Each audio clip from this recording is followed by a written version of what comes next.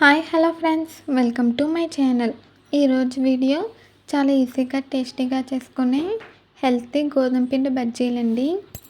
బండి మీద వేసే చిట్టి బజ్జీలు మనం ఇంట్లోనే చాలా ఈజీగా టేస్టీగా చేసుకోవచ్చండి. గోధుమ పిండితో బజ్జీల టేస్ట్ బాగోదేమో అని అనుకోకండి, చాలా బాగుంటుంది. ఇప్పుడు అందరూ కూడా గోధుమ పిండితో బజ్జీలు ఇష్టపడుతున్నారు. ఇప్పుడు గోధుమ పిండి బజ్జీలు తయారీ విధానం చూద్దామండి. ముందుగా ఒక కప్పులోకి పెరుగు తీసుకున్నానండి, 1 కప్పు. ఈ పెరుగు పులిసింది తీసుకున్నానండి. పెరుగు పుల్లగా ఉంటే మనకి బజ్జీలు చాలా పర్ఫెక్ట్గా వస్తుందండి, టేస్ట్ కూడా బాగుంటుంది. తర్వాత 1 స్పూను జీలకర్ర వేసానండి. ఇప్పుడు రుచికి సరిపడా ఉప్పు వేసుకోవాలి.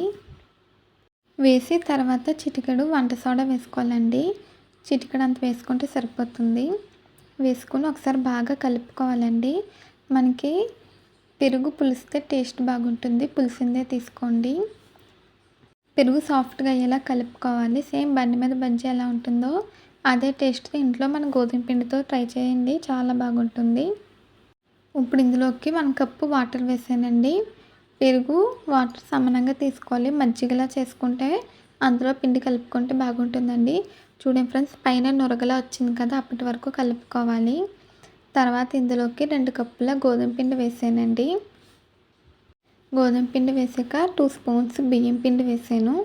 బియ్యం పిండి వేయడం వల్ల మనకి బజ్జీలు ఆయిల్ పీల్చకుండా పర్ఫెక్ట్గా బాగా వస్తాయండి. బియ్యం పిండి వేయకుండా వేస్తే మొత్తం ఆయిల్ అంతా కూడా బజ్జీలు లాగేస్తుంది, అందుకే కొంచెం బియ్యం పిండి వేసుకోవాలండి. తర్వాత అవసరమైతే వాటర్ కొంచెం కొంచెం వేసుకుంటూ బాగా కలుపుకోవాలి. ఇక్కడ చూపించిన విధంగా కలుపుకోవాలండి. మనం పిండిని ఎంత బాగా కలుపుకుంటే మనకి బజ్జీ టెక్స్చర్, బజ్జీలు కూడా అంత పర్ఫెక్ట్గా వస్తాయి. ఇక్కడ చూపించిన విధంగా కలుపుకోవాలండి. ఇలా కలుపుకుంటే మనకి టెక్స్చర్ బాగుంటుంది. ఎక్కడ కూడా ఉండలు లేకుండా బాగా కలుపుకోవాలి. కన్సిస్టెన్సీ కూడా ఇలా ఉండాలండి. ఇప్పుడు ఇది మూత పెట్టి గంటసేపు అలా వదిలేయాలండి. ఒకవేళ మీరు కావాలంటే ముందు రోజు నైట్ కలుపుకొని ఉదయం కూడా బజ్జీలు వేసుకోవచ్చండి. పెరుగు పుల్లగా ఉంటే 1 గంట నానితే సరిపోతుంది. పెరుగు ఫ్రెష్గా ఉంటే నైట్ అంతా కూడా నానబెట్టుకోవచ్చండి. అంత టైం లేకపోతే 2 నుంచి 3 గంటల సేపు నానబెట్టుకోవాలి. మనకి బజ్జీ పిండి అయితే నానుతుందండి. ఈలోపు మనం చట్నీ తయారు చేసుకుందాము. బజ్జీలు వేసుకున్నప్పుడు చట్నీ కూడా ఉండాలి కదండి. దీనికి కాంబినేషన్ చట్నీ ఎలా తయారు చేసుకోవాలో చూద్దాము. ముందుగా ఒక ప్యాన్ పెట్టి ఆయిల్ వేసి హీట్ అయ్యాక కరివేపాకు, పచ్చిమిర్చి వేసి వేయించాలండి. తర్వాత 1 కప్పు పల్లీలు వేసుకొని వేయించుకోవాలి. పల్లీలు లైట్గా దోరగా ఫ్రై అవ్వాలండి. పల్లీలను కలుపుకుంటూ వేయించుకోవాలి. మనకి గోధుమ పిండి బజ్జీలకి చట్నీ చాలా బాగుంటుందండి. సిమ్లో పెట్టి 5 నుంచి 10 నిమిషాల పాటు వేయించుకోవాలి. అప్పుడు బాగా అవి ఫ్రై అవుతాయి. మీరు కనుక ఫస్ట్ టైం మా ఛానల్ చూస్తున్నట్టయితే ప్లీజ్ లైక్, షేర్, సబ్స్క్రైబ్ చేయండి. ఈ వీడియో స్కిప్ చేయకుండా లాస్ట్ వరకు చూడండి ఫ్రెండ్స్. అప్పుడు మీకు బజ్జీలు వేసినప్పుడు పర్ఫెక్ట్గా వస్తుంది, బాగా అర్థమవుతుందండి. మైదా పిండి ఎక్కువగా వాడకూడదు అంటున్నారు కదా, హెల్త్కి గోధుమ పిండి మంచిదండి. అందుకే ఇలా అప్పుడప్పుడు గోధుమ పిండితో కూడా బజ్జీలు ట్రై చేయండి, టేస్ట్ చాలా బాగుంటుంది. మనకి ఇక్కడ పల్లీలు ఫ్రై అయిపోయినాయి. వీటిని ఒక ప్లేట్లోకి తీసుకుని పక్కన పెడుతున్నానండి. ఇది చల్లారాలి. నేను చల్లారాక చట్నీ చేస్తానండి. ఇప్పుడు చల్లారిపోయింది. ఒక మిక్సీ జార్ తీసుకున్నాను. అందులోకి మనం ముందుగా వేయించి పెట్టుకున్న పల్లీలు, కారానికి తగినంత పచ్చిమిర్చి వేసి వేయించాం కదండి, పచ్చిమిర్చి, కరివేపాకు, రుచికి సరిపడా ఉప్పు, కొంచెం వాటర్ వేసి మిక్సీ పట్టుకోవాలి. ఈ చట్నీ తయారీ విధానం కూడా చాలా అంటే చాలా సింపుల్ అండి. ఇది ఇడ్లీ, దోశ, బజ్జీ ఏ టిఫిన్లోకైనా సరే చట్నీ చాలా బాగుంటుంది. మనం ఇలా మెత్తగా గ్రైండ్ చేసుకోవాలండి. ఇప్పుడు మనకి చట్నీ రెడీ అయిపోయింది.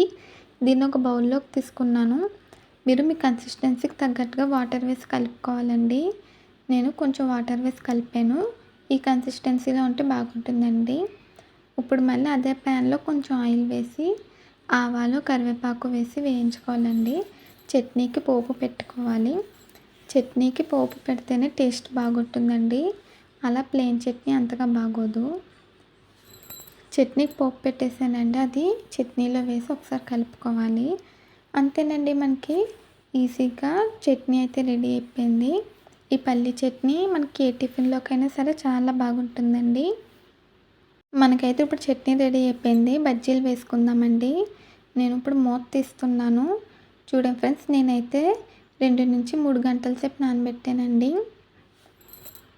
పిండి అయితే కొంచెం పొంగింది. ఇప్పుడు ప్యాన్ పెట్టి డీప్ ఫ్రైకి సరిపడినంత ఆయిల్ వేసాను. ఈ బజ్జీలు మనం ఉదయం టిఫిన్కైనా చేసుకోవచ్చండి, లేదంటే ఈవినింగ్ స్నాక్గా కూడా చేసుకోవచ్చు. ఆయిల్ హీట్ అవ్వాలండి. చూడండి ఫ్రెండ్స్, మనకి ఇలా బజ్జీ పిండిలోంచి ఇలా ఎయిర్ గ్యాప్స్ రావాలండి. అప్పుడే మనకి పిండి పర్ఫెక్ట్గా ఉన్నట్టు, కన్సిస్టెన్సీ కరెక్ట్గా ఉన్నట్టండి. ఇప్పుడు మళ్ళీ ఒకసారి కలుపుకొని కొంచెం కొంచెం పిండి తీసుకొని ఇలా బజ్జీలు వేసుకోవాలి. గోధుమ పిండి బజ్జీలు రౌండ్గా వచ్చేలా వేసుకోవాలండి. చూడండి ఫ్రెండ్స్, మనం బజ్జీ వేసిన వెంటనే వాటికి అవి పైకి వస్తున్నాయి. అలా వస్తే మనం పిండి బాగా పర్ఫెక్ట్గా కలుపుకున్నట్టు అర్థమండి. అలాగే బజ్జీలు కూడా చాలా బాగా పొంగుతున్నాయి, పర్ఫెక్ట్గా వచ్చాయండి. మీరు కూడా ఇలా ట్రై చేయండి, చాలా బాగా వస్తాయి.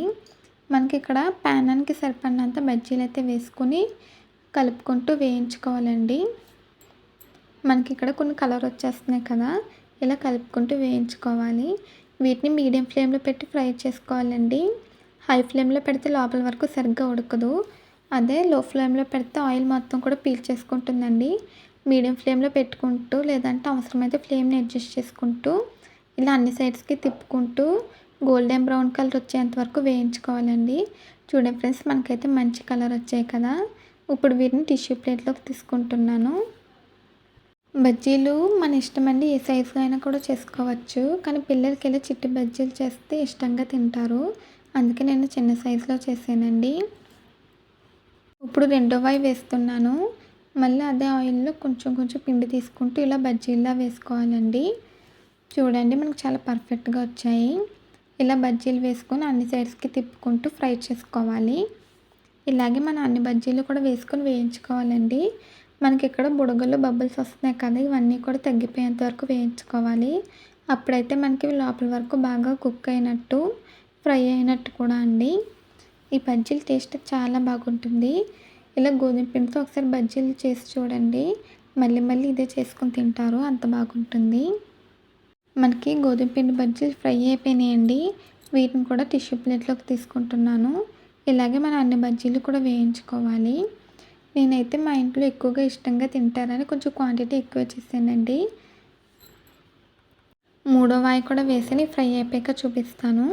మీరు కనుక ఈ రెసిపీ నచ్చితే ట్రై చేస్తే ఎలా వచ్చిందో కామెంట్స్లో తెలియచేయండి. ఇప్పుడు నేను బజ్జీలన్నీ కూడా వేయించేసానండి. వేడివేడిగా గోధుమ పిండి బజ్జీలు రెడీ అయిపోయినాయి. వీటిని చల్ల పునుగులు అని కూడా అంటారండి. ఇప్పుడు నేను టేస్ట్ చేసి చెప్తాను. చూడండి ఫ్రెండ్స్, చాలా సాఫ్ట్గా వచ్చాయి మనకి. ఇప్పుడు మనం చేసుకున్న పల్లి చట్నీతో సర్వ్ చేసుకుందాము. నేనైతే టేస్ట్ చేశానండి, సూపర్గా ఉంది, చాలా బాగుంది. లోపల కూడా పర్ఫెక్ట్గా ఉడికిందండి. అంతేనండి, చాలా ఈజీగా టేస్టీగా మనకి వేడివేడిగా గోధుమ పిండి బజ్జీలు, అందులోకి మంచి కాంబినేషన్ పల్లి చట్నీ రెడీ అయిపోయిందండి. ఈ వీడియో నచ్చితే ప్లీజ్ లైక్ చేయండి, షేర్ చేయండి, సబ్స్క్రైబ్ చేయండి. అలాగే పక్కనున్న బెల్ ఐకాన్ క్లిక్ చేయండి. ఈ వీడియో నచ్చితే కామెంట్ చేయండి. మళ్ళీ కొత్త వీడియోతో కొత్త రెసిపీతో కలుద్దాము. Bye friends.